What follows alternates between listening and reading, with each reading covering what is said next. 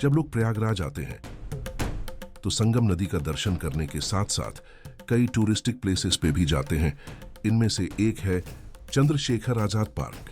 तो चलिए आज इस पार्क के बारे में कुछ जानकारी आपको बताते हैं।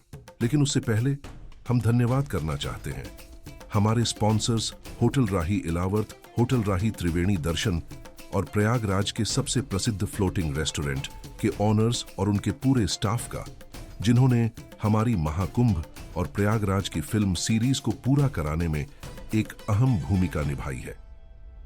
महाकुंभ 13 जनवरी से 26 फरवरी 2025 प्रयागराज। Good morning everyone. आज हम लोग खड़े हैं कंपनी गार्डन, जो कि चंद्रशेखर आज़ाद पार्क के नाम से भी जाना जाता है। ये वो जगह है जहाँ पर चंद्रशेखर आज़ाद ने खुद को शॉट करा था। बट उससे पहले हम जान लेते हैं कि ये जगह है क्या। ये जगह जानी जाती है कंपनी गार्डन के नाम से, जो कि इस्टेब्लिश हुआ था 1800 या फिर हम कहें 18th सेंचुरी में। 18th सेंचुरी में इसका नाम पड़ा था अल्फ्रेड पार्क। अल्फ्रेड कौन से? He was prince Alfred, who was second son of queen Victoria.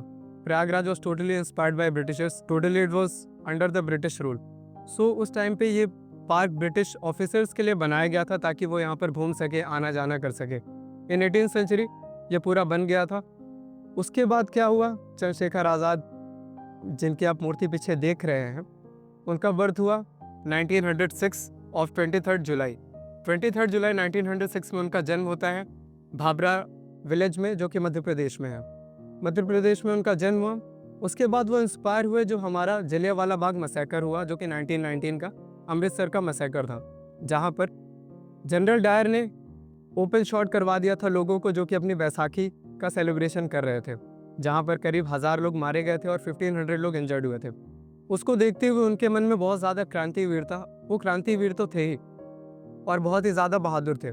But at the age of 15 फिर वो नॉन कॉपरेशन की तरफ बढ़ गए, जो कि मूवमेंट्स ऑलरेडी गांधी जी द्वारा चलाए जा रहे थे और भी बहुत सारे लीडर्स जो कि इंडिया के स्ट्रगल के लिए लड़ रहे थे। तब वहाँ पर चंद्रशेखर आज़ाद ने भी जाकर उनको ज्वाइन करा एट द एज ऑफ 15। फिर वो जब नॉन कॉपरेशन मूवमेंट में थे तो उनको कैप्चर किया गया। He was arrested at the age of 50। जब वो अरेस्ट हुए तो वहाँ पर जब उनसे पूछा गया कि इंट्रोड्यूस योरसेल्फ, तुम कौन हो, तो उन्होंने बताया कि मेरा नाम है आज़ाद, मेरे पापा का नाम है स्वतंत्रता और मेरा रेसिडेंस है जेल। जो उनके शब्द थे 15 साल की उम्र में, जो कि उनसे बहुत ज़्यादा लोग प्रभावित हुए और इस चीज़ से उनकी बहादुरी को जाना गया। सो चंद्रशेखर आज़ाद काकोरी कांड के भी हिस्सेदार थे, जहाँ पे उन्होंने अशफाकुल्ला खान और बिस्मिल खान के साथ काकोरी कांड को अंजाम दिया था। काकोरी कांड क्या था? काकोरी एक जगह है लखनऊ में, जो कि उत्तर प्रदेश में है। काकोरी कांड में जो ट्रेन जा रही थी ब्रिटिशर्स की, जिसके अंदर ब्रिटिश के फाइनेंस के सारे सामान थे, जो उनके पैसे थे, जो उनकी गन्स वगैरह थी, सारी उस ट्रेन में जा रही थी। तो उस ट्रेन को लूटने का इन्होंने प्लान करा। इन्होंने काकोरी डिस्ट्रिक्ट में जाकर जाल बिछाया, उस ट्रेन को रोका और उस डब्बे को लूटा और किसी भी सिविलियंस को हार्म ना पहुंचाते हुए उस डब्बे को लूट कर ले आए। तो इसकी वजह से ब्रिटिशर्स का जो रेवोल्यूशनरीज के अगेंस्ट में जो स्टेप होना था वो नहीं हो पाया। तो काकोरी कॉन्स्पिरेसी बहुत इंपॉर्टेंट कॉन्स्पिरेसी थी उस टाइम की। उसके बाद जो इनके साथ अशफाकुल्ला खान थे, बिस्मिल खान थे, इन लोगों को पकड़ा और उन लोगों को लाइफ टाइम इम्प्रिजनमेंट कुछ लोगों को मिला, कुछ लोगों को वहीं पर फांसी दे दी गई।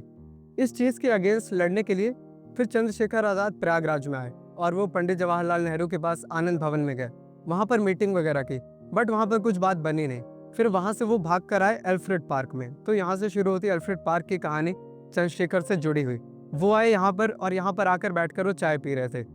तो ब्रिटिशर्स के ऑफिशियल्स को कहीं से पता लग गया कि चंद्रशेखर आज़ाद यहाँ पर है, और ये कॉन्स्पिरेटेड बात भी है क्योंकि किसी ने उसके बारे में मुखबिर की थी, किसी ने उनके अगेंस्ट में बता दिया था कि यहाँ पर जाकर बैठे हुए हैं। उसके बाद ब्रिटिश ऑफिशियल सारे यहाँ पर आए और यहाँ पे उन्होंने उनके अगेंस्ट फायरिंग करने लगे। चंद्रशेखर आज़ाद के पास भी एक गन थी जिसका नाम था कॉट, एक पिस्टल थी, P91 की तरह ही दिखती है। तो वो करीब 20 मिनट तक उनके अगेंस्ट लड़ते रहे, बट एट द एंड क्या हुआ, उनके पास सारे एम्युनिशंस खत्म हो गए और उनके पास बची थी सिर्फ एक गोली। तो उनका ये था कि उन्होंने उस वक्त कहा कि मैं आज़ाद हूँ और मैं इनके हाथों कभी नहीं आऊँगा, और उन्होंने कहा मैं ब्रिटिशर्स के हाथों कभी पकड़ा नहीं जाऊँगा, और उन्होंने उस जगह पर खुद को शॉट किया और उनकी डेथ हो गई। जिस पेड़ के नीचे उनकी डेथ हुई थी वो पेड़ ठीक इस मूर्ति के पीछे था। फिर लोग और ब्रिटिशर्स ने क्या किया, जब वो उनकी डेथ हो गई तो उन्होंने खुद ले जाकर उनका अंतिम संस्कार कर दिया ताकि लोगों को ये बात पता ना लग सके। फिर क्या हुआ, ये बात तो फैलनी थी और ये पूरी तरफ फैल गई। लोग यहाँ पर आने लगे, यहाँ पर भीड़ एकत्रित होने लगी, लोग उस पेड़ को पूजने लगे, उस पे धार्मिक धागे बांधने लगे, धार्मिक कपड़े लपेटने लगे और ये जगह बहुत पायस बन गई थी रेवोल्यूशनरीज की तरफ से। उसके बाद ब्रिटिशर से देखा नहीं जा रहा था और उन्होंने आकर के उस पेड़ को काट दिया, उस पेड़ को वहाँ से हटा दिया कि इससे ये कम हो जाएगा, बट इससे और ज़्यादा आग भड़ गई लोगों में। उसके बाद क्या हुआ, एक वुमेन आई और उन्होंने एक दूसरा पेड़ उसकी जगह पर लगाया, जो कि आज हमारे पास हमारे दाएं तरफ है।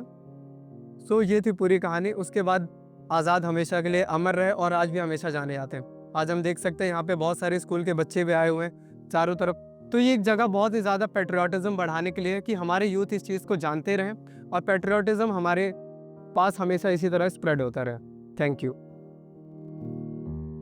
महाकुंभ 13 जनवरी से 26 फरवरी 2025 प्रयागराज।